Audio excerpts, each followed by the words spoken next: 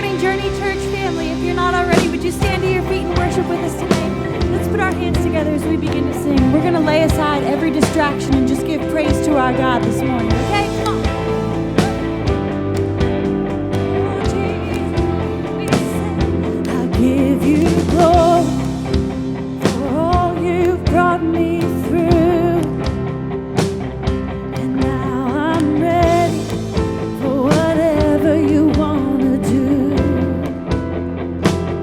I'm moving forward to follow after you. And now I'm ready for whatever you want to do. Surrender to him today. Come on. Your presence is an open door. We want you, Lord, like never before. Your presence is an open door.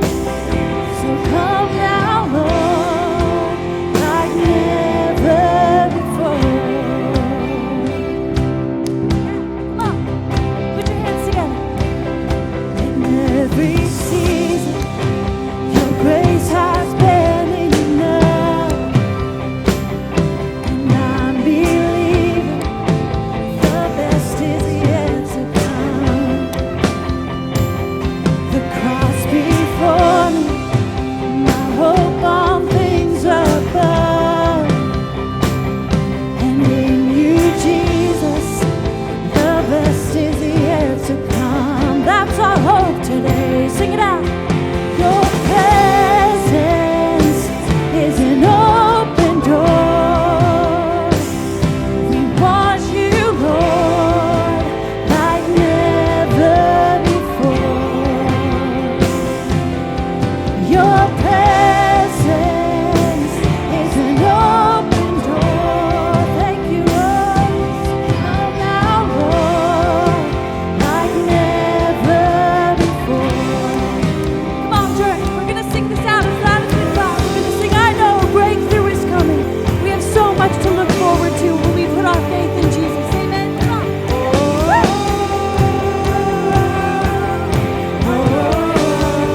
Sing, I know breakthrough is coming. By faith, I see a miracle. My God made me a promise and it won't stop now. I know breakthrough is coming. By faith, I see a miracle. My God made me a promise and it won't stop now. Oh, let the church sing. I know breakthrough is coming. By faith, I see a miracle. My God made me a promise and it won't stop now. Sing it one more time. I know breakthrough is coming. By faith, I see a miracle. My God made me a promise and it won't stop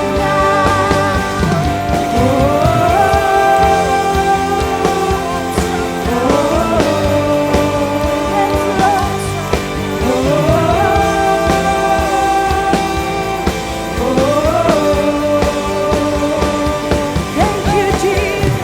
Would you lift up a shout of praise today? Thank you for all he's done. Thank you, Lord. Amen. Before we continue to worship, would you turn around, find somebody you don't know, and welcome them to church today?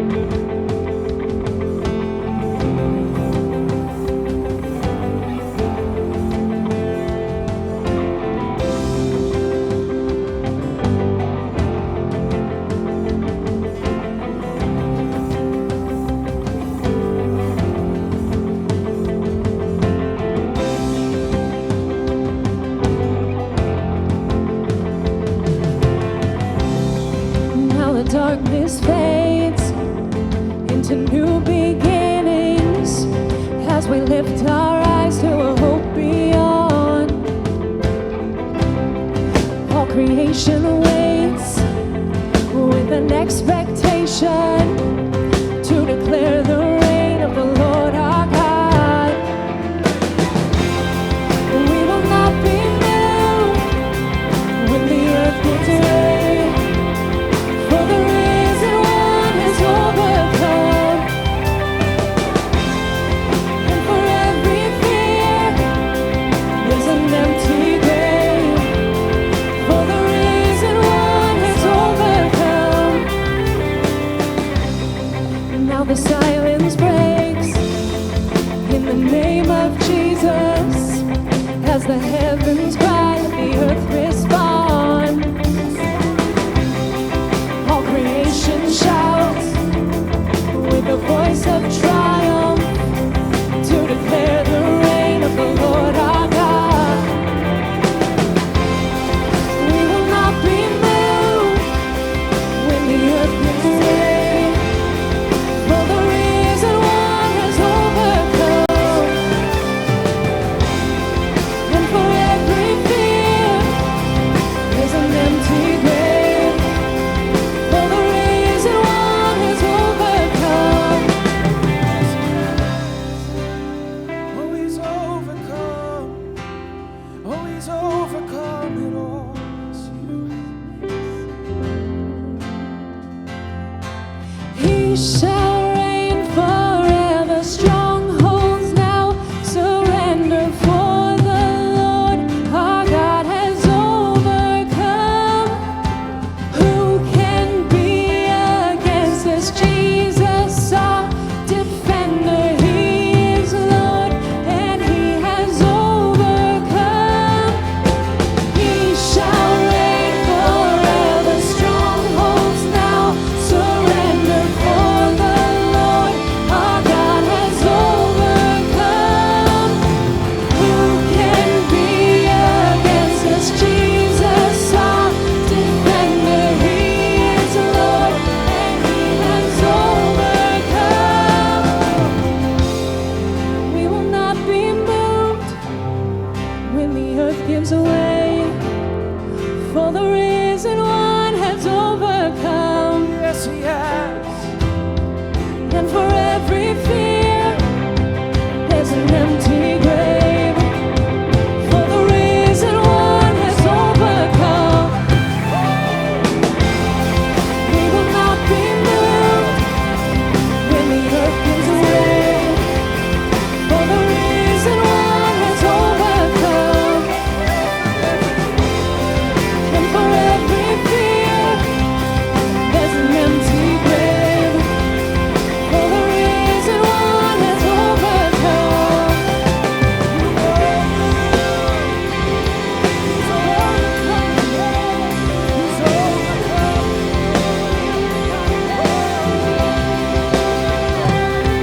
Oh, lift your hallelujah, lift your voice.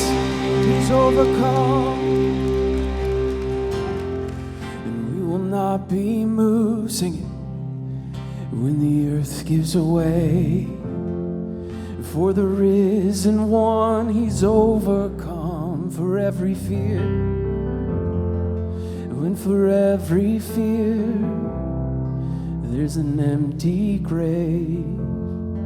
For the risen one is overcome. He is overcome all anxiety, all depression. I can go back to the beginning. I can't control what tomorrow will bring, but I know here in the middle, it's where you are, is the place where you promised to be. Come on, would you lift your voice to the Father? Sing it out. I'm not enough. I'm not enough unless you come. Will you meet me here again? Tell him he's all you want. 'Cause all I want is all you are. Will you meet me here again?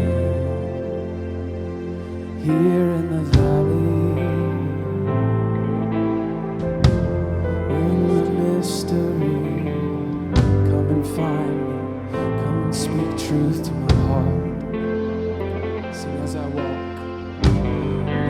I walk now through the valley,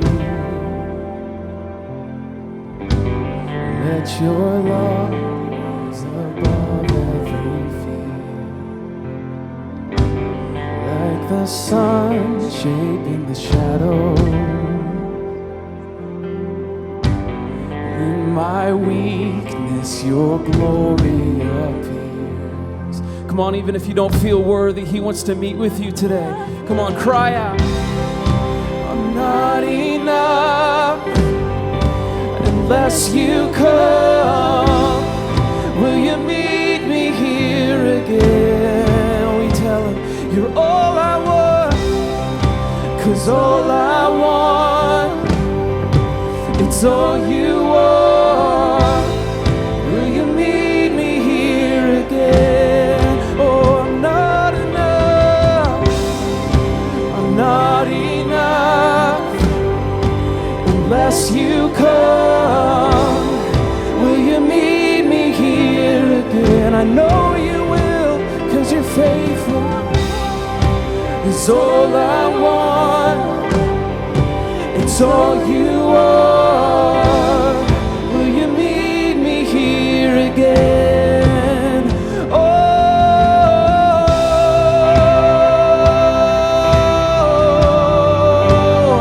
come and meet us, Lord, right where we are today. Come and speak. Come on, as we draw near to Him, as we call down heaven in this place, as we worship and lift our voices, He meets us here wherever you are today. Not for a minute are you forsaken. Come on, join with me, lift your voice.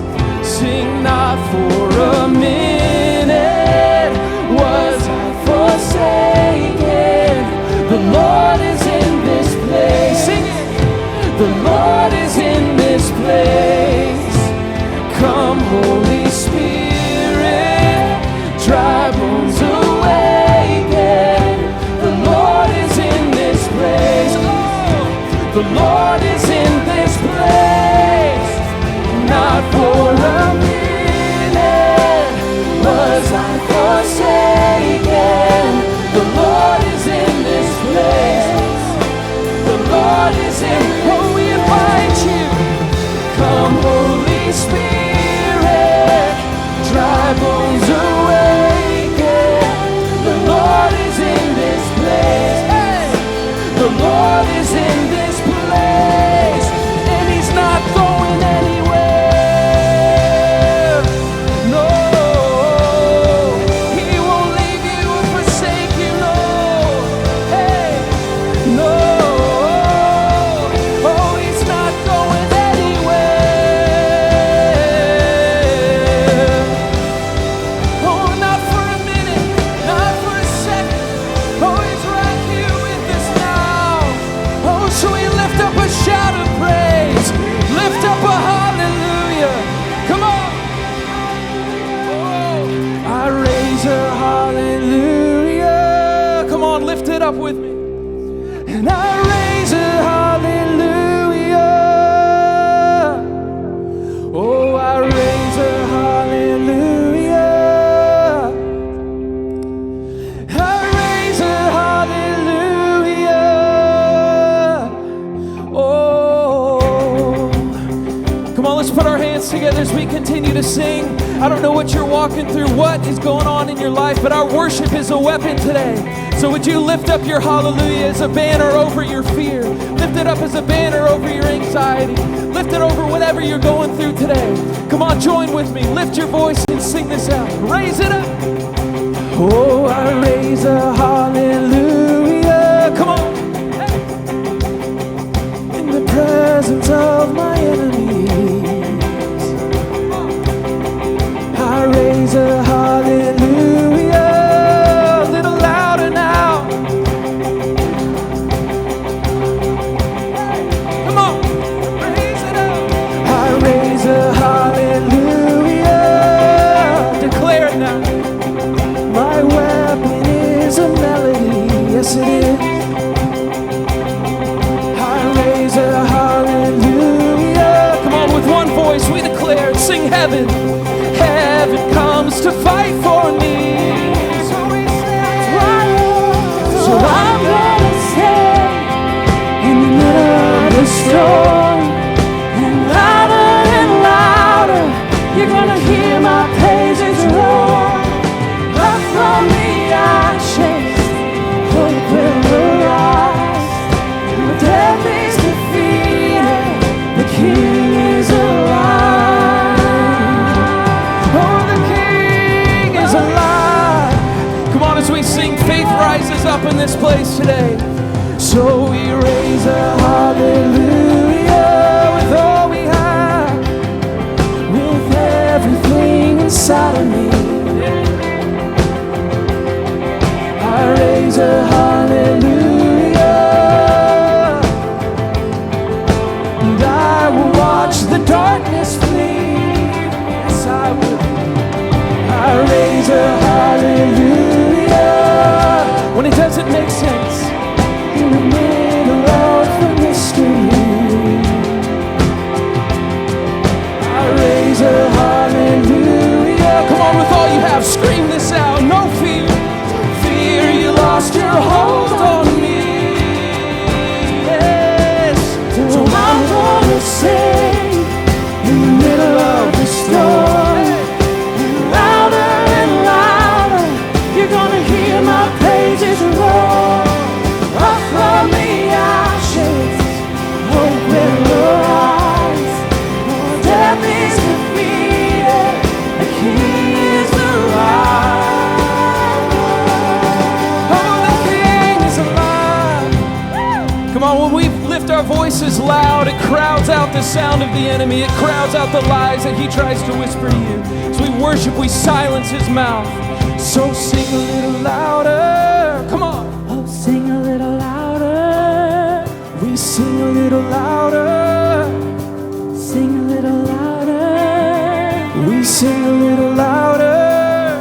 We sing a little louder. We sing a little louder. Come on, sing a Come on, our little weapon is a melody. louder. Oh, we sing a little louder. In the presence of my enemies, We sing a little louder. or louder than the We unbelief. sing a little louder. My weapon is a melody. Sing a little louder. Oh, heaven comes to Come on, fight sing for it me. out. Sing a little louder. I'm gonna sing, come on, Journey, in the middle of the storm. Yeah. Louder and louder, you're gonna hear my praises roar.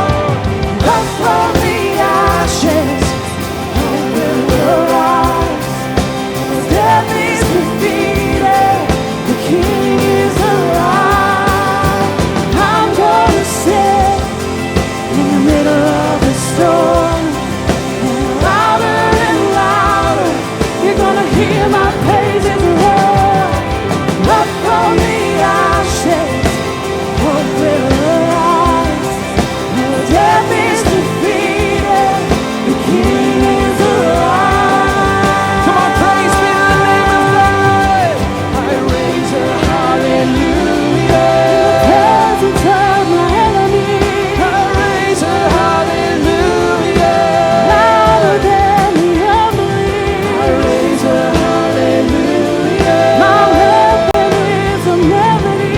I raise a hallelujah. Heaven comes to fight for me. Thank you, Lord. Come on, come on, man. Journey, you believe that heaven came to fight for you? Can you celebrate a little bit in this place on who Jesus is? Come on, let's get excited. Come on. Woo!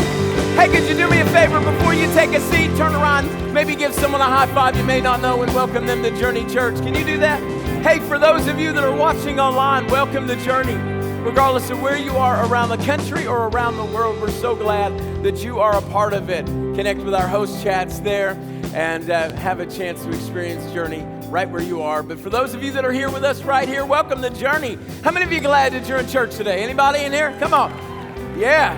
All right, just to let you know, you beat the 9 a.m. on that question, just so you know, all right? My favorite service. No, guys, it is so great to be here with you. And if we haven't had the chance to meet yet, guys, my name's Chad, and I'm one of the pastors right here at our Lake Worth campus. And for those of you that are brand new with us, man, welcome. welcome to Journey Church. We would love the chance to get to know you. And in a room this size, one of the best ways for us to do that is by having you taking out this connection card. It's on your seat. Matter of fact, there's a pen attached to it. Could you do me a big favor? Just take this card out, and just in a few seconds, it's all it's going to take you. Just fill this card out. And at the end of the service, you can either hand it to one of myself or one of our other team members. We'll have name tags on out in the lobby. We would love to connect with you before you leave, or if you're in a rush, all you got to do is place it in one of our red giving bins that are right by our exits. Man, we're so glad that you're here. And as you're filling this card out, man, God has been doing some really great things here at Journey. Matter of fact, over the last month or so, I've had the chance to connect with quite a few folks that have attended our Discover, which happens every service, every single week, right behind our cafe, which is a really great way for us to help you discover Journey and discover your gifts and discover your purpose that God has for you. And man, it's kind of a great way to do that. But I had the chance to connect with some families that are recently new to South Florida, and they left a church home where they came from, and they said when they moved down here, they were a little bit nervous about finding a church home. And they said when they got to Journey, they said they just felt like it was home. And Journey, can you just for a second understand the importance of that? Moving your entire family across the country and into a community that you know nobody, and in a moment, they feel like this place is home. Journey, because of you, you help make that happen. Can you just celebrate and thank God for who you are, man, and what you do? And the great part is now those families had the chance to connect in, but here at the 9 o'clock and the 10:45 services, pretty much every single week, guys, we are running out of service, or we're running out of room in our services. And if you look around, there's really not a lot of room for families of 4 or 5 to come in and sit together. And that is actually a pretty big deal, because our community is important to us. People are important to us. And our hope is that every single week, every person that walks in this place that has never walked into a church before has the chance to experience Jesus in a very real and tangible way. But if they cannot sit in this service, they are not hearing the message of Jesus Christ.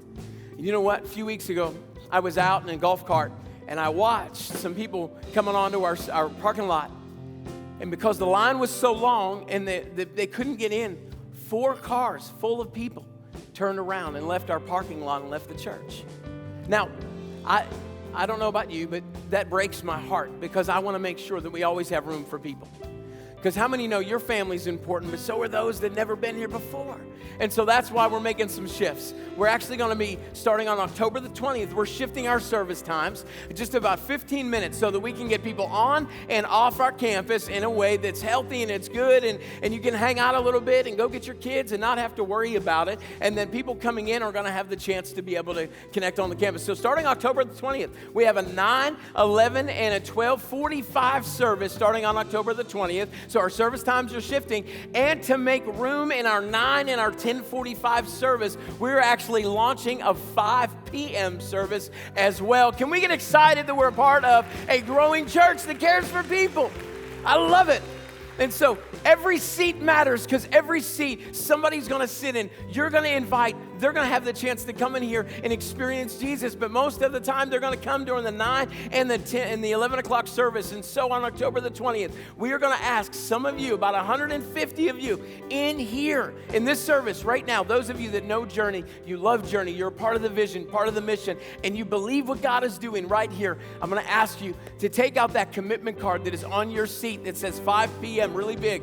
And I'm going to ask you to make the move to the 5 p.m. service, to give up your seat so that someone else can experience Jesus in this service. I know it's a big ask, but my heart is that every single one of you that are going to make that move, man, that God would bless that move, that God would do something special in your family, and that you would realize that it is incredibly important for people to experience Jesus and live a transformed life, to live and love like Him. And I know that that's going to help us build community inside of our services and in our church, but so is groups. And that's why we're actually launching our group season this coming week. Guys, this coming week, if you're not yet connected to a group yet, you haven't yet figured out what group's all about, getting those friendships in your life that are going to encourage you, strengthen you, and that you're going to have the chance to do the exact same thing too, I'm going to ask that after service, you go out and see the tables out in the lobby. They would love to connect with you, give you more information about groups.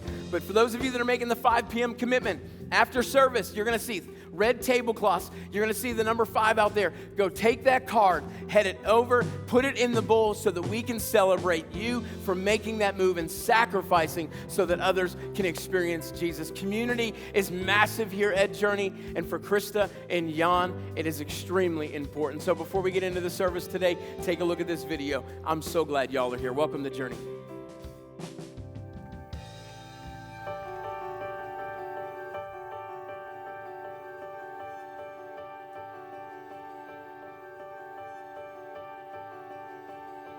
So it's been on our hearts for a long time to be part of a small group. And about a year and a half ago, when we were in the process of purchasing a new home, Jan and I really prayed that God would use our new home to serve Him. We wanted to find people who had similar situations like us, who had kids, who wanted to fellowship together, come together as a unit and be one in Christ. And we decided to go this route and open up our house and invite everyone in. Quite honestly, I was a little nervous about it, not being sure how many people would show up with their kids, but it turned out really great, and we've met some really great people. Our kids have really formed a bond and a friendship with the kids that have come, and it's really been a great experience just to be able to share what we each are going through, and it's been really good so far. Leading a small group for me has not only resulted in us growing our faith, but also growing our marriage. It's allowed us to come together in conflict. Whenever we do have an issue, the first thing we reach for is prayer and Christ. And as a personal note, it's allowed me to grow by respecting and listening to my wife. It's one of the greatest things I could ever get out of leading a group. And it's allowed our community to come together as one family. And I have a pretty strong personality. I like to take the lead, but with our small group, I really just sat back and let Jan take the lead. And he really stepped up and delivered. He just was confident. And I really admired that about him. We've been married for almost 10 years. And in the past 8 months, just going through this experience, it's really just made me open up my heart more to respect him and just admire him more than I ever have before.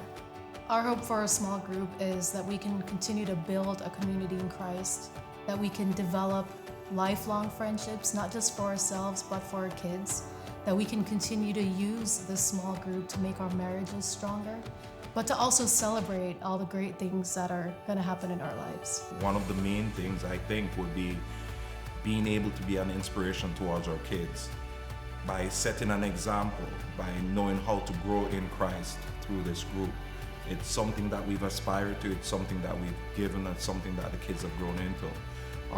For example, the other day my daughter got in trouble and her reaction was to go upstairs, grab her Bible and say, Dad, I need to read this. And as a parent, that's the most awesome thing you could ever see and want for your child. We want to just keep Christ at the center of everything. We really just want to be an inspiration to others. I'd encourage someone who's on the fence about leading a small group to just pray about it. Don't overthink it. Just open your heart and let God use you.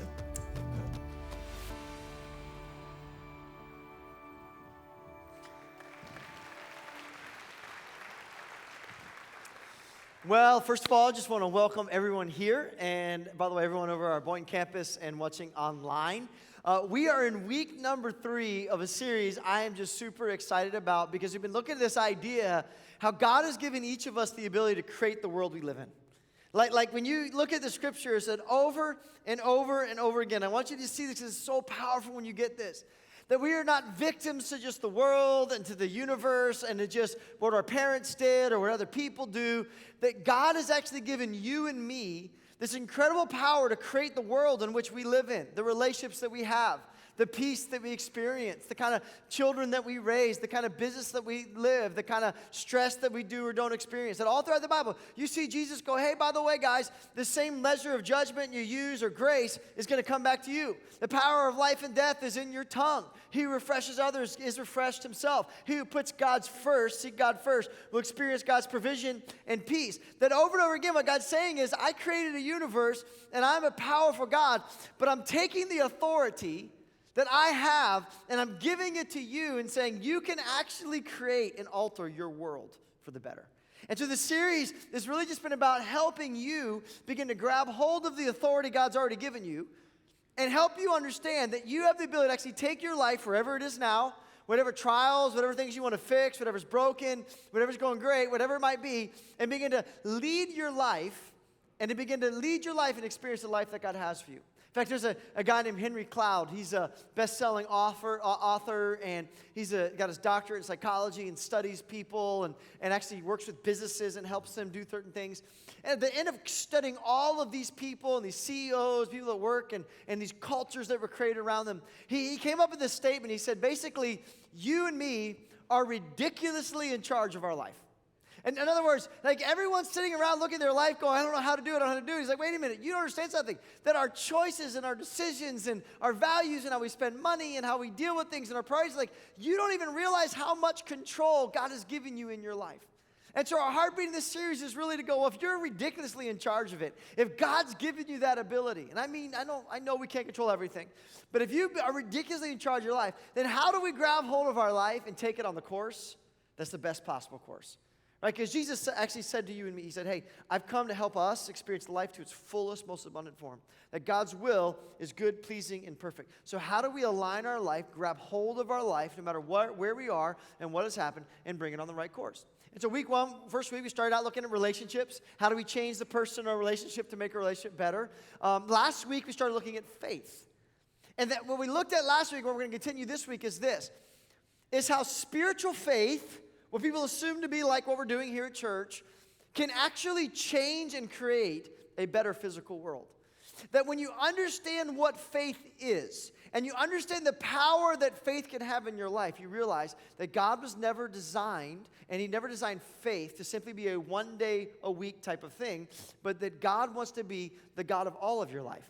He doesn't want to be just your priest. He wants to be your father. And so we define faith, and here's what we define faith is and what it isn't, right? We said faith is not just belief in God.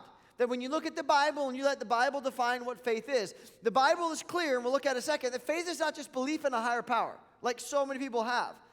That what faith is, it's actually what we believe about God. Does God love me? Does God care for me? Is God engage what's happening in my life and in my relationships? Does He see my stress and my anxiety? Does He understand the heart of insecurity that just kind of plagues my life? Does He want or does He have the ability to help me in my world of my life? That what we believe or what you believe about God is going to be essential if you want to leverage the power of faith to actually transform not just your Sunday life, your one-day life, but to bring Him into every compartment of your life and watch God do incredible things. In fact, we look at the scripture verse where this kind of came from, among many things, that we're told in Hebrews 11 that without faith, remember, it's not just the belief in the higher power, it's what we actually believe about the higher power, that it is impossible to please God. So guys like look at you going, hey, what do you believe about me? Because anyone who comes to Him must believe that He exists. I mean, that's like the basic, but that's not real faith. Here's what faith is. And that He, being God, rewards those who earnestly seek Him. In other words, what we need to believe about God is that God is so engaged in our lives, not just our church experience, not just heaven one day, but that He is so engaged in your every single day life, your practical life, that He, when you bring Him into these things through faith, God, I trust your word. This is what I'm going to do. God, what would I do in this situation? Okay, I'm going to obey you. That when we begin to bring our faith out of the compartment of simply a religion into a relationship with a Father who wants to guide your life, He says, here's what you need to believe about God, that He rewards those that earnestly seek Him.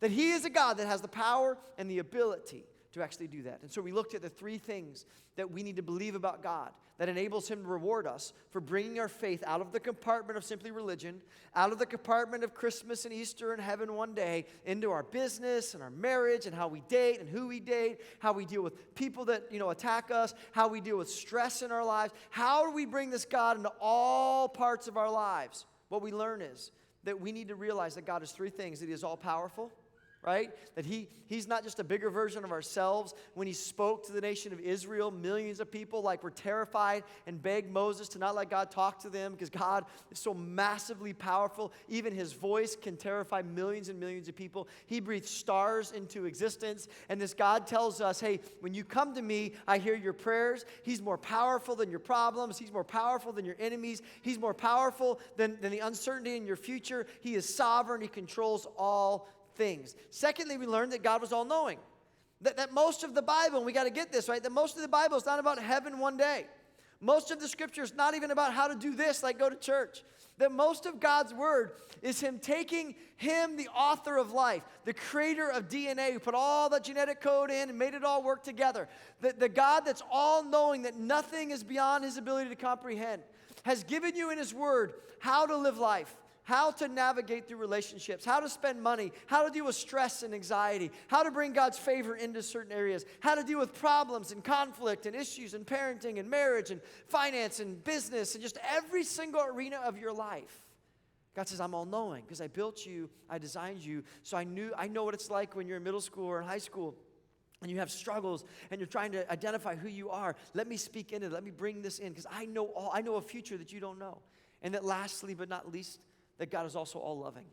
That what we need to believe about God, what the scriptures define God as, that God is love. That what he wants more from us than anything else is our love, which is a response to his love. That he loves you so much, listen to this, that not only does he have this knowledge of this universe, but he knows the hairs on your head, that he laid his life down for you, knowing full well you would fail him and you would mess up a million times, and God's love is unconditional and incredible. And so when we looked at week 1, and this whole idea is that faith is not the belief in God. It's what we believe about God. And what we need to understand is that God is all-knowing and all-powerful and all-loving. And so why would we not invite this God into our problems, our marriage, how we raise our children, how we balance and discern our priorities, how we spend our money, how we make choices and decisions, the people that we enter into business agreements with or not, the people we hire or let go, the friendships that we have and the lives that we live. And so this whole idea in this series, in this part of the series, is to help us understand that faith is not just about one day, right? It was never designed to just be about Sunday, that God isn't just a religious priest. He's a heavenly Father that, by the way, wants to lead you in all of your life, not just one day a week. And that when you bring this God into your life, he says you're like a tree planted by springs of living water, streams of living water, that everything you do in life prospers because you're bringing into your business, into your relationships, into your emotions, an all-loving and all-knowing and all-powerful God. So today what I want to do is I want to continue this. And what I want to look at today is, so how do we do that? Like, it's great that I come to church and I worship God and we sing songs about, like, I'm not enough unless you come, and God, will you step through? And we want God to step in, and it's great. So how do we take our Sunday faith to Monday, Tuesday, Wednesday, Thursday, Friday, Saturday? How do we take the scriptures that we read and let them guide our lives? How do we invite the all-knowing, all-loving, powerful God into our lives? So what I want to do today is I want you to see how in the scriptures that so much of faith is actually more connected to the choices and decisions we make every day of our life than it is even the one day week of religion. And we're going to look at how people's spiritual faith actually changed their physical world, and how their spiritual faith actually created the future and created the lives that they lived and experienced. And I want you to see how in these situations and in these stories, that what you discovered is that none of these faith had anything to do with right now. They had nothing to do with Sunday morning, sitting at church, or reading a Bible, or even just the prayer, although that's how they built that faith, right? That's why we try to build your faith and help it. But I want you to see how over and over again that the faith that created the world was not a faith that was exercised in a church building, but it was faith that was exercised on Monday. It was faith that was exercised in work, in family, in life, and in choices. Because if you want to leverage the faith to actually move mountains, as Jesus said they could do, if you want to see the power of God just transform your life and create a better world for yourself, let me help you understand how faith is applied outside of a Sunday morning into every day of your life. This is much more about a Monday faith than a Sunday faith. Look at the book of Hebrews, chapter 11. By faith, right? What Noah believed about God, not just the belief in God. Everybody believed in God, but Noah believed something different about God. By faith, Noah, when warned about things not yet seen, in holy fear, like, okay, God, you're all-knowing, you're all-powerful, I trust you, right? He built an ark to save his family. By the way, even though he was in a desert that had never rained before. By his faith, he condemned the world and became heir of the righteousness that is in keeping with faith. And so let's just process for a moment what Noah did and how faith changed his life. In that day, God says of the nation of the world that every inclination of mankind's heart was evil. That earth became so corrupt and so evil that every thought was about murder and rape and greed and pride and lust. And it was like the darkest place in the world. And God goes, you know what? There's one person whose faith goes outside of the temple and whatever God they worship, and it leads their life in the choices. No, he's a righteous man. He follows the morality that I have given him, and let me just see if he'll trust me. And so I'm going to go to Noah and say, Noah, listen, I know you don't even know what rain is, because it, by the way, never had rained on the earth until this point. Something was different in our environment and atmosphere. We don't fully understand it, but it's never rained. And I know you're kind of in the middle bit of a desert, if you will, right? But here's what I want you to do. I want you to build a massive, huge boat called an ark, because I'm going to send rain. It's going to flood the earth. You never experienced this. And I want to save you. Will you trust me? And here's what Noah's faith did. Noah goes, you know what? I trust you. You're all knowing, right? See the principle? You're all powerful. You're all loving. Has nothing to do with how he raises his hands, his theological dissertation on, end times or whatever it might be. It was just like, okay, God, I know you and I trust you. And this is a relationship with you, God. And I know that you're sovereign, all knowing, and all powerful. So if this is what you're going to do, you want to save me because you love me, I'm going to obey. So I'm going to redirect my priorities. I'm going to redirect my finances. I'm going to get made fun of. I mean, could you imagine how awkward that must have been to be in Noah's family, to be one of those kids growing up with the other kids? Your dad's the crazy guy building a boat in a desert. Like, you guys are the weird family. They didn't get invited to birthday parties, right? They did not. They were the guy that we all know those weird people on our block that just you just kind of avoid. Like, God's like, I want you to be the weird person on the block, right? I want you to have different morality, different decisions, different choices. And here's what Noah says. God, I believe. I believe you're all knowing, you're all powerful, and you're all loving. So here's what I'm going to do. I'm going to move. I'm going to let my faith in you, what I believe about you, to change the choices I make Monday, Tuesday, Wednesday, Thursday, Friday, Saturday, not just in temple. I'm going to go build this boat. And what happens? Noah's faith saved his family. Spiritual faith, I want you to see this, altered his physical world for the better. Why? Because he didn't just believe in God. They all believed in God. What he believed about God. You see see the principle of that? See how important faith is? And once again, nothing to do with church. Spiritual faith transformed his physical world. We continue. Let's look at Abraham. By faith, remember what Abraham believes about God. Everybody believed in God. By faith, Abraham, when called to go to a place he would later receive as his inheritance, obeyed. So faith goes, God, I don't understand, I don't want to, but I'm going to surrender what I want to do to what you tell me to do, and went. A faith led to an action. Once again, no mention of church, even though he did not know where he was going. So God knocks on Abraham's heart. Hey, listen, I know you're living in the city of Ur. You've got probably some running water. You've got restaurants. You've got school systems or whatever you've got. You're living in comfort. But here's what I'm going to do for you. I want to make you the father of many nations, which is the greatest honor, by the way, in that culture in that day, was to be a father, and he was not, and even though he was old. I want to take you to a promised land. I'm going to do incredible things for you, but here's what you got to do. You're going to have to take your faith, and you're going to have to obey and trust me. You're going to have to go and do something. Notice nothing had to do with some theological thing and belief about these little 5 things of God. Nothing had to do with Sunday morning and how they worship. Abraham, will you believe who I am? All-knowing, all-powerful, and all-loving. Will you trust me and take an action in how you live your life? And what did he do? We continue. By faith, he made his home in the promised land. He went up and left like a stranger in a foreign country. By faith, he lived in tents as Isaac and Jacob, his sons, who were heirs with him in the same promise. For he, Abraham, was looking forward. God, I trust you reward those that seek me, to a city with foundations, whose architect and builder is God. Do you see what he's talking about? Abraham's faith changed and created the world he lived in and his children lived in from generations to generations. Abraham's faith was not about coming to church and how he worshiped the temple. It was, hey, listen, because this relationship with me, your God, I want you to trust me. Will you just leave the comfort of your city? Will you go to a place? I'm not even going to tell you where. You just got to start walking, and you have to trust me to tell you where you're going to go. Do you trust me enough, Abraham, to actually walk out in the middle of the desert and give up everything that you have and all the comforts and believe that what I have for you is better than what you have without me? Do you see what faith is? And Abraham goes, okay, I'm going to do that, God. Why? Because I don't just believe in you.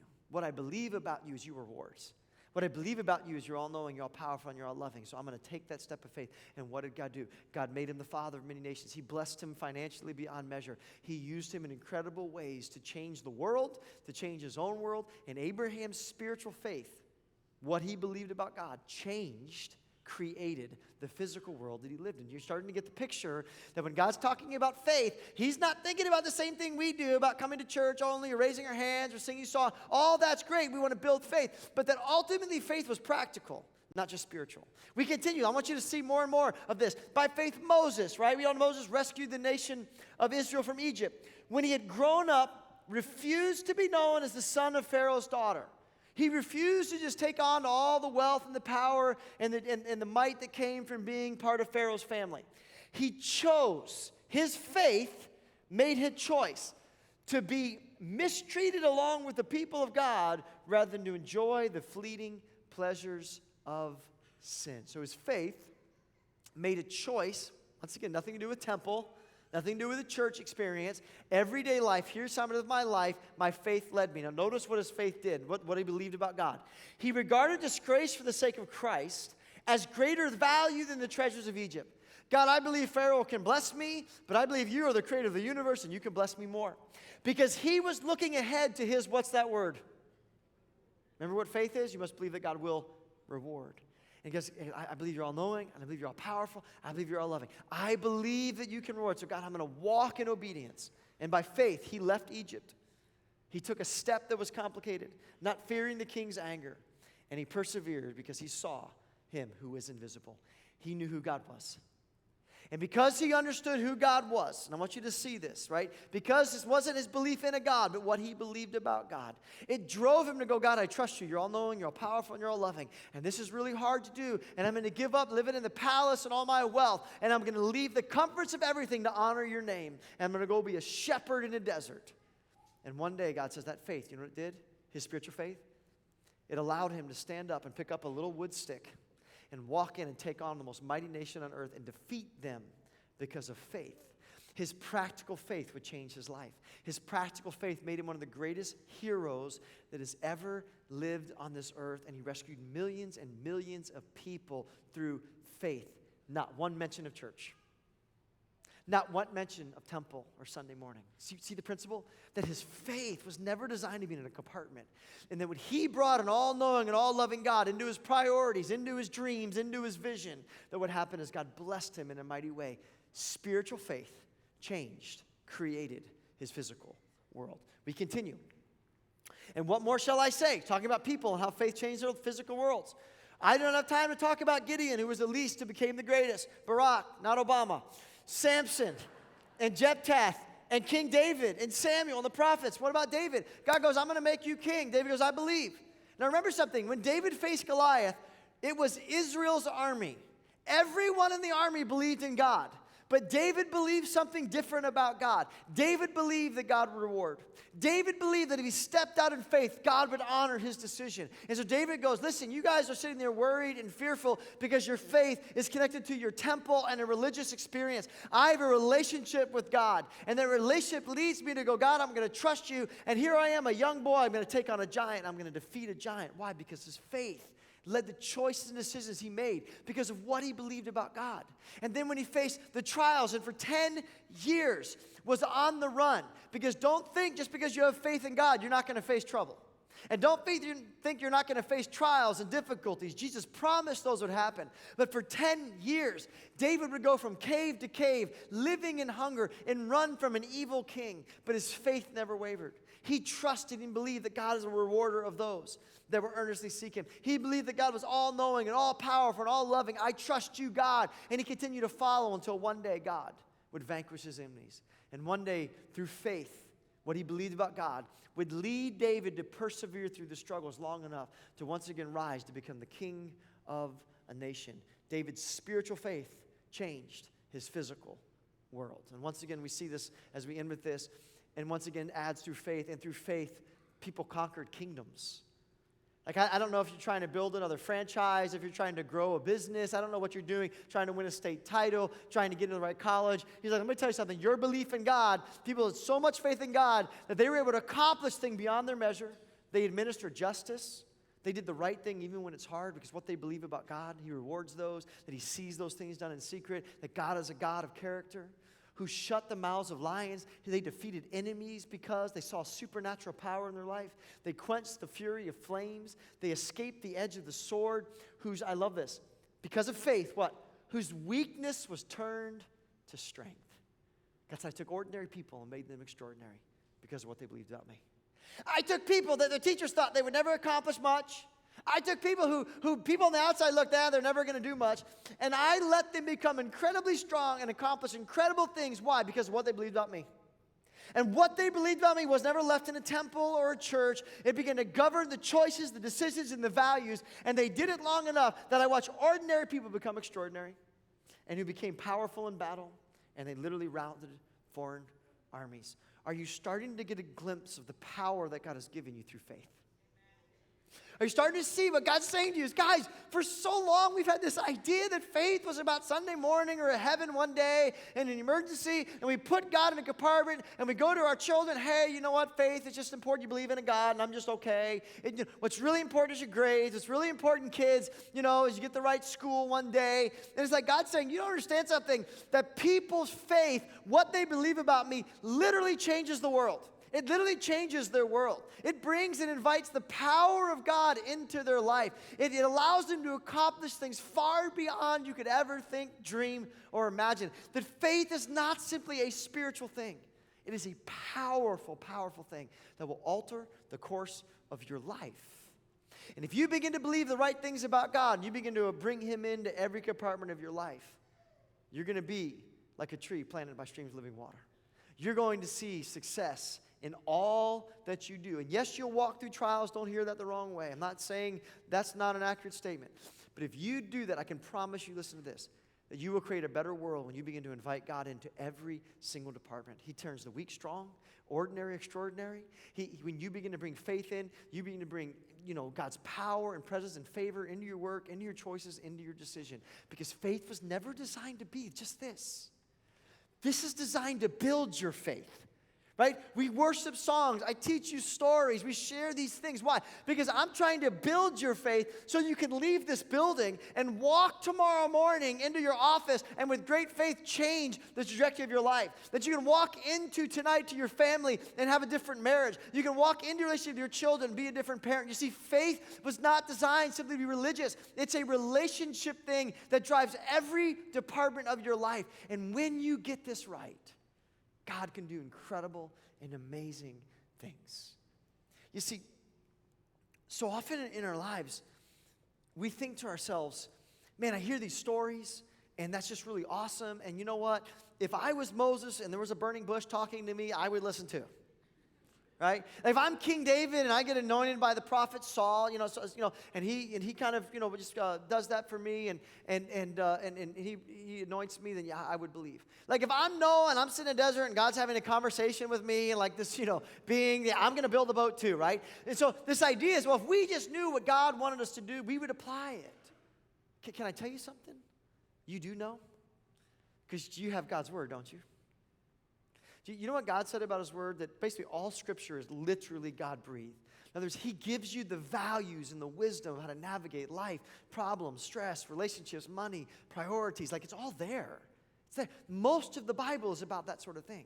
That all Scripture is God's breathed. You know what it's useful for? Teaching, correcting a course. You're going in one direction, shifting to another direction, transforming, training, developing. Because I've given you my word. But you know what, even beyond your word, you know what else He's given you? His Spirit. Do you know that the Spirit of God, if you've given your life to Jesus, lives inside of you? Do you know what Jesus tells us about this? That Spirit comforts us, once again corrects us. You see the principle, whether it's God's word or God's Spirit speaking to you, that God is telling you, I want to lead you, I want to guide you. It's not just about here, it's about everything in your life, every arena. That's why you got to put me first. It's the biggest priority of your life. You put me first and you watch what I do. You know what I'm saying? That in other words, I've never heard God's audible voice, but I do know this, that Jesus told me and you that His sheep, His children will know His voice. That God will give you that little stirring in your heart, whether it's through His word or His Spirit, that wants to guide you and lead you in the same way. And then if you will begin to bring God in, God, what should I do in work? God, here's my marriage. What should I do? God, here's my children. I'm seeking you. God, here's my anxiety. You will see that God will lead and speak. In fact, let me just kind of share with you some personal stories, because I want you to get this. This was mind-blowing for me in my early 20s when all of a sudden I realized that faith wasn't just about getting to heaven. That faith wasn't just about what I believed about God and some theological dissertation of God. That faith was a relationship with a heavenly Father, not a religion, that wanted to lead and guide every choice of my life. And that God gave me His Spirit to guide and lead and direct my steps. Because what happened in my life, and I remember this, I remember certain things, that one of the first ways that God began to speak to me, and I want you to see how my spiritual faith changed my physical world, was as I began to surrender my life to Him, one of the things He knocked in my heart was share with me, my relationships I had were not leading me down the right course of life. That the Bible tells us that bad company corrupts good character. Remember I told you God speaks through His Word. So in reading God's Word, I'm spending time getting to know God. I'm developing my faith. Okay, God, this is who You are. You're all-knowing, You're all-loving, You're all-powerful. And You're telling me that if I'm around the wrong friends, it's going to be impossible for me to live the right life. So you know what I do? Well, God, if You're all-knowing, You're all-powerful, and You love me, I'm going to trust You. So I'm going to surrender the relationships and friendships that I have, and I'm going to live my life differently. And I remember what that was like, being in my early 20s, sitting at home on Friday night going, what am I going to do? I don't know. They didn't have Netflix back then, right? So, I'm just going to watch television, whatever on cable. I don't even know. Get on the VCR. I'm bored out of my mind. I work all week, and Friday night I'm alone. See the principle? But God, I trust You. You're all-knowing, You're all-powerful, and You're loving. And You said in Your Word, You declared, right? And Your ways are better than my ways. 93 million miles higher, right? Is the heavens of the earth. That's how much smarter than you are. So because I trust You, my faith spiritual is going to affect my practical choices. I'm going to surrender, stop going to the clubs and partying with these guys, and I'm going to start going to church and joining a small group, getting around some godly men. And let me tell you something, that's where I met Pastor Matt and a lot of the people that changed my life. My spiritual choices, my spiritual faith, listen to this. It actually led to my practical decisions and choices. And what did it do? It created the world I lived in. And instead of being around people that were leading me in the wrong path, I got around people that changed my life and changed who I was. Like I remember in business. And I had this opportunity to purchase part of this business. And that's what I kind of did for a long time. And I was in a position of power over this guy. He needed me in some ways more than I needed him. And I remember negotiating the deal of what part of the company I was going to buy, and I remember trying to get a lot of it. And I remember the Holy Spirit speaking to me. You know what He said? Do nothing out of vain conceit. Do nothing out of selfish ambition. God did not care that I made a profit, but God did not want me to take advantage of this individual. See, once again, God spoke to me through His Word. See what I'm saying? Same way He did Noah, same Moses. The Holy Spirit brought it to my attention. Well, God, if You're all-knowing, You're all-loving, You're wise, I need to surrender to You. Well, guess what? That business deal that business that I was getting into never became what I thought it would be. And you know what I realized? God was actually trying to protect me. See, God knew what I didn't know. When you know the future and control the future, and He's your Father, not just your priest, right? And you bring Him into this choice, God, what do you do? Okay, God, here's what I'm going to do. I'm going to trust You. See that is? I'm going to obey. I'm going to walk. I'm going to bring spiritual faith into my practical business, how I manage life, money, and everything. And God was amazing in how He protected me. In fact, I remember when I was dating, and I began to write on a piece of paper what I was looking for in a spouse. And by the way, I'm just curious, anybody else here do that? Anybody else here wrote down like everything you want and who you're going to marry one day, or just me? Yeah, a lot of you probably should have done that. But okay, no. So like I began to write on a piece of paper, like, okay, God, like when I get married, this is like the perfect woman for me. And I used to write down all of these things, be athletic and pretty and fun and, patient, put up with me, whatever it is, doesn't care if things are neat, just whatever. So like I'm writing all these things down on a piece of paper, and I'm dating this girl. Like I'm telling you, like on a piece of paper, if I could have picked who it was, she was it. And we got along good. We had a lot of fun. This was it. And she was talking about marriage, and we were like, this is the one. But here's the thing. Remember I talked about the Holy Spirit? The one thing that she had and didn't have that I had was she didn't have the same passion for God that I did. Like I really had a passion for God and His kingdom to make a difference. And she was a Christian. She was a wonderful person. But she didn't have the same drive for that. And I just remember, I wasn't a pastor at this time, and I'm starting businesses and working in the business world. I didn't know what my future was. But you know who did? God. And I remember sitting there going, I just don't have a peace. There's something in me where I feel the Holy Spirit's telling me to break this relationship that seemingly looks really good on paper and actually was good in real life. And I remember it got to that point in my life where I go, okay, God, if You're all-knowing and You're all-loving and You're all-powerful and You've given me a check in my spirit, I'm going to break up this relationship. Can I tell you that was hard? Do you know what it's like to have the dream person and every paper and God's knocking your heart saying she's not the one, and you're going, okay, I'm going to surrender and be single again and just go back to scratch, start over. Can I tell you something? Do you know who I met right after I broke up with her? My wife. Someone, one clap. There we go. Listen to this. Do you know there's not a lot of women that, or I'm taking that back. The girl that I was dating, probably we would not have had Journey Church had I not made that decision. Trust to God. There's not a lot of girls that would say, hey, go ahead and risk everything and start a church. Hey, go ahead and work your butt off all the time, and we'll just do it for free and just be a volunteer, and we're going to sacrifice our family time, and we could be traveling around the world and just pour your life into a community for nothing, and then she does it as well. Do you know how many people would have done that?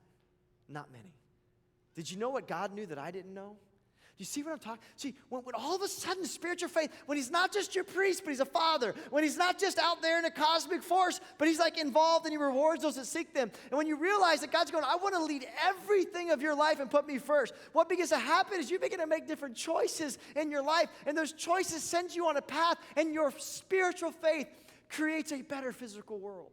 You see, I am so grateful that I took the time to grow that faith and learn and trusted God. Because what I learned was, wow, God, you know more than me.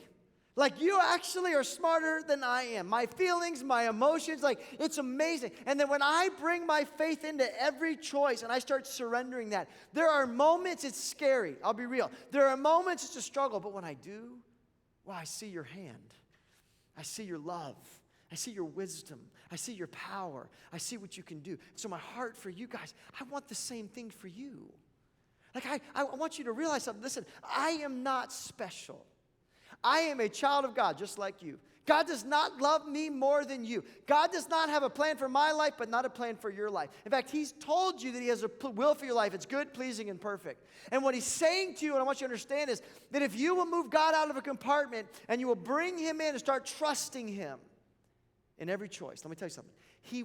You will create a better world than you could without him. And so what I want to do now is we kind of come to a close of this part of the series. As you wrap up the faith, next week we're going to move in the power of our words. And I can't wait for this next week. I think it's going to rock your world in a lot of ways because it rocked mine even preparing it. But what I want to do for a little bit is kind of help you understand. So how do you get to that point where you kind of love this girl and you walk away from her just because you trust God? How do you get to the point where Moses is like, okay, God, I'll take on like a nation with a stick? You know what I'm saying? Like, where do you get the kind of ridiculous mountain-moving faith that can change my life? Because quite honestly, some of you are frustrated. You go, God, I want to believe. But God, I'm even struggling to believe about like how I'm going to pay rent at the end of the month. Like, I'm struggling to give my finances to you. I'm struggling to give my, like, how do you get the kind of mountain-moving faith that the scriptures talk about it? And so to answer that question, can I tell you something that's really simple? One step at a time. My first step in my faith journey was not break up with someone I thought was the perfect. Let me tell you where that came. That came after just choice after choice after choice after choice. Little choices at a time where I saw God's faithfulness. You know what built my faith? You ever go to a gym and you ever try to get in shape? If you ever find a good trainer, you know what a trainer is going to start you out with? Let's start with some small weights. Like, you're not ready to bench 250. How about putting 100 pounds up there and let's do just some reps? And you know what's going to happen? As you keep doing those reps with that smaller weights, those little steps, you keep being consistent, then pretty soon, okay, we're going to put this large weight, something that you could never have moved before, something that was overwhelming and impossible. Through working your muscles, they get stronger and bigger and bolder and bigger and stronger and bolder, and all of a sudden you can do what you could not do. Can I tell you something? It's the same exact thing with faith. That how God changed my faith was one surrender at a time, one choice at a time. And he built my faith up to where I got to big decisions. Well, God, you've earned my trust. So now I can trust you with everything. In fact, you know he did the same thing with the disciples? Jesus didn't walk up to the disciples one day, hey guys, I'm Jesus, the Son of God, created everything, including you. Here's what I want you to do. I want you to go change the world. So go out, tell everybody you believe in me, and then you can heal people, raise the dead, and go change the world. We'll see you later. Have faith. Good luck. No, have you ever read the story? Read Mark. Just read it for homework. It's the story of Jesus' interaction with the disciples. It kind of details the 3 years. You know what he first started out with doing? Hey, boys, follow me. I'm going to tell you things about yourself that no one could know but me and God, just to know I'm all-knowing. I'm going to do things to show you I love you and I care for you and pour into you. I'm going to choose you and believe in you when you don't believe in yourself. Then I'm going to do some really cool miracles, like turn water into wine. Taste that. Don't tell your mom. It's really good, isn't it?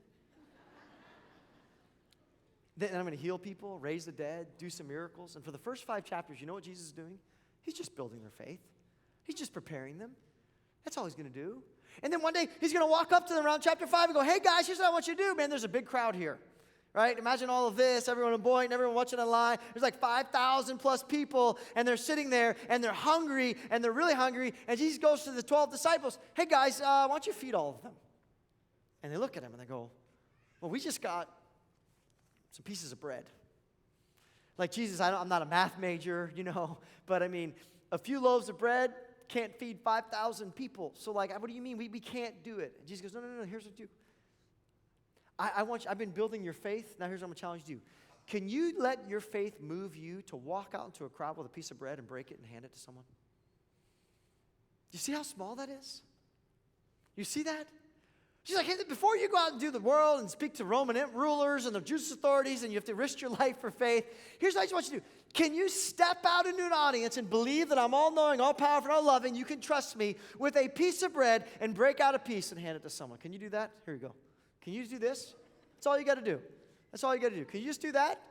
Like, that's not too hard. Like, I'm right here with you. The worst thing you're going to do is run out in like one row and everybody's going to be upset, but the people are going to be happy you got bread. No one expects you to do a miracle. Can you do that? All right, Jesus, we're going to go do it. And they walk out, and what do? Wow, my faith was blown away. God, you provided all these. Not only did you feed thousands of people from a few pieces of bread, we saw you do supernatural things beyond us, because, by the way, Jesus did not feed the 5,000. The disciples did. He taught them how to use their faith to do things beyond what any human being could do. And then he tells them, hey, listen, I want you to just go to the town nearby and pray for them. Just pray for people in my name. Like, just take 2 people, go for like a day, and you've seen me do miracles. Now I want to see if your faith can help you do them. And they come back, Jesus, we're blown away. Wow, like we used your name, and God did all these great things. It's awesome, it's great. And they go before another crowd a few days later, and now there's 4,000 people. And Jesus is like, all right, their faith is ready, they're strong. Hey, go feed these 4,000 people. And the disciples looked at Jesus and go, Jesus, are you kidding me? Like, all we got is a few pieces of bread. Like, we don't even have enough money. We'd have to sell like a year's wages just to pay these people. We can't feed these people. And Jesus is like, you got to be kidding me. God, are you sure these are the 12? I mean, they saw me. They just did this. And their faith failed. And Jesus goes, okay, once again, hey, let's go back to the basis. Here's a couple pieces of bread. Hey, can you just do this? Like, it's not rocket science. Can you just walk out? Like, I'm doing it, right? Can you just do this? I just want you to step out with a piece of bread, and I want your faith to move. Listen to this. You don't worry about moving God. You just let it move you. You just walk out. Can you do this?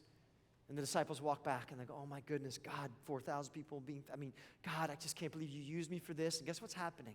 You think their faith is growing? Do you think if the next time, maybe, okay, God, now we get it. It took us 2 times. We're a little dense, right? We had a little struggle in this. But God, what did you do? You gave me these little steps just to let my faith move us to go pray, to feed people some bread, and now I'm starting to believe. And then what happens? That Jesus dies on the cross, and guess what happens to their faith? It crashes again. And they run, and they betray him, and they leave him, and they lock themselves in the room going, God, I don't understand you. Where are you? This doesn't make sense. Like, I believed in you, and you just let our faith down. Right? That's going to be part of your journey, by the way. You're going to walk through some of these tests, and their faith fails. And then Jesus shows up in the room. Hey, guys, this was God's plan all along. I just wanted you to trust me. I was going to die for the sins of the world. I was going to beat and defeat sin and death and raise from the dead. I had to defeat Satan in spiritual battles you didn't really understand. But here's what you do. You can trust me. Here, look, put your finger in the holes inside of my hands. Believe. I'm all-knowing. I'm all-powerful and all-loving. And guess what happened with these disciples? These same disciples that were locked in a room and terrified. Their faith grew. 1 piece of bread at a time. Their faith moved them.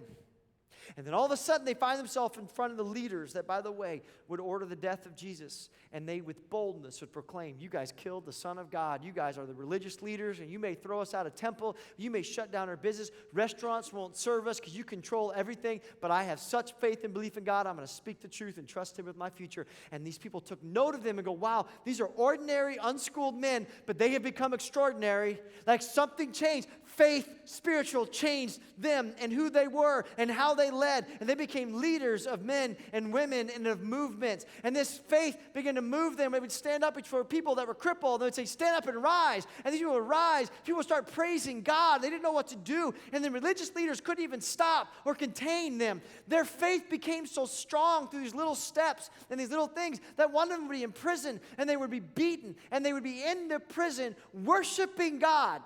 Like, God, my faith is so great that even though you let me get beat, even though it looked like things lost and I'm in prison, and I trust you so much, God, you're in control of the future. You're all-knowing, all-powerful, and all-loving. And their faith began to send a legion of angels to shake the prison cells and set them free. And eventually would change their world. But where did it start?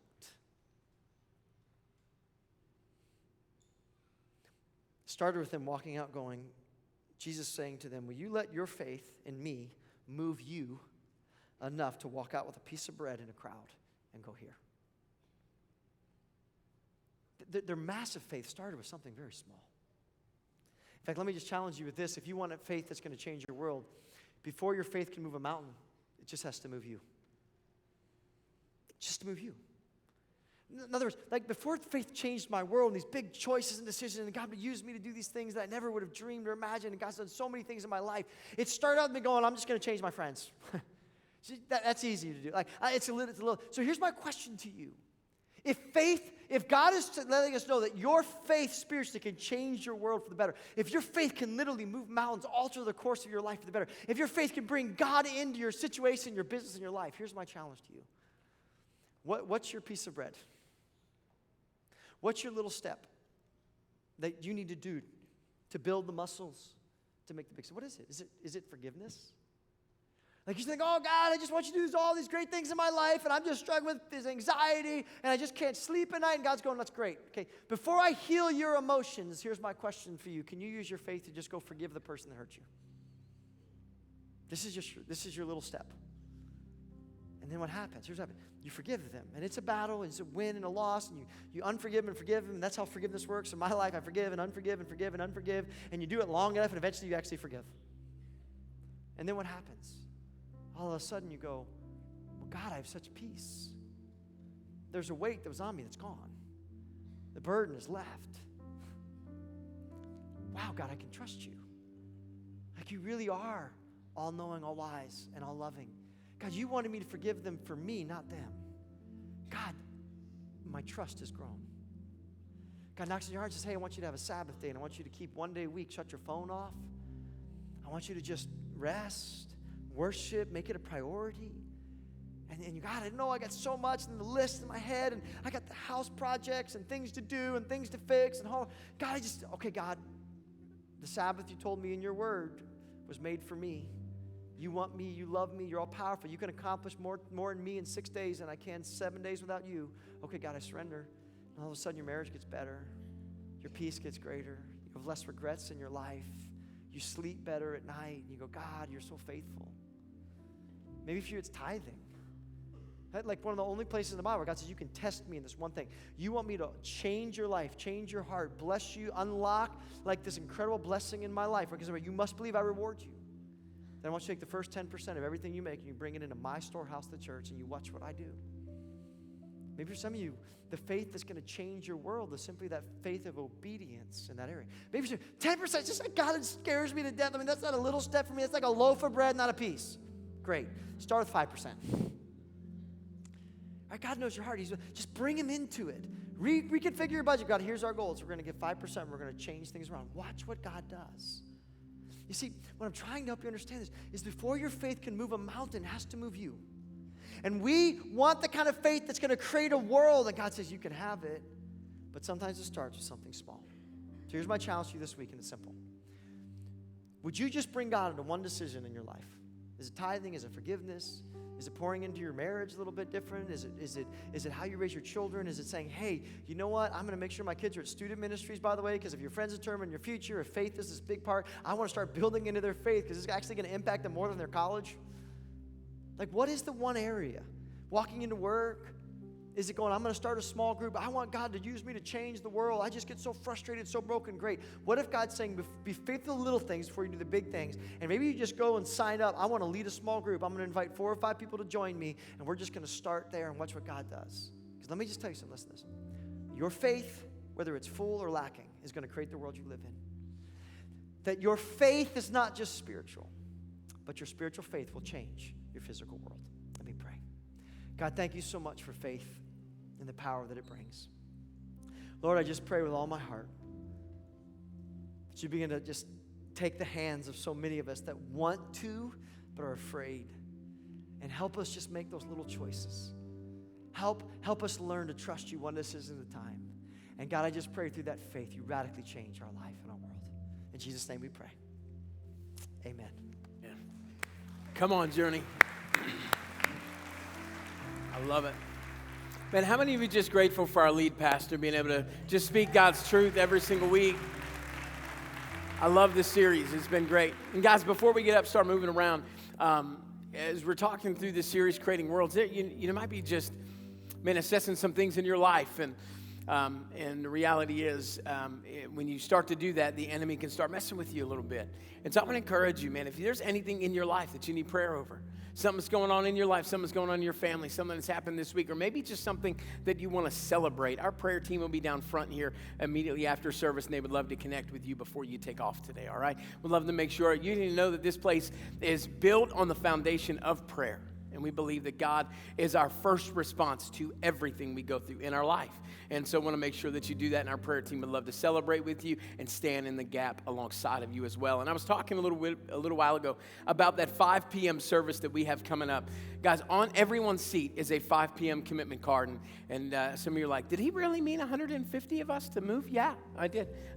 And so my heart is that we do as a church, that we attach to this and that we support it, and then we make sure that the 5 o'clock is exciting and that it goes, and the people that don't attend Journey because they can't attend the morning can start to attend our 5 o'clock, but that you guys would be a part of making sure that it is thriving and that it is good and that people are connecting and that you're serving at the 5 o'clock. So if you're wanting to do that, man, sign on that commitment card and then take it out to the lobby. You're going to see the tables with the 5 on it. Just place it right in and be a part of all that God is going to do here on the 20th of October. And Journey, we say it all the time. And it is important that we never leave this place the same, because we will not conform, but we will live, transform.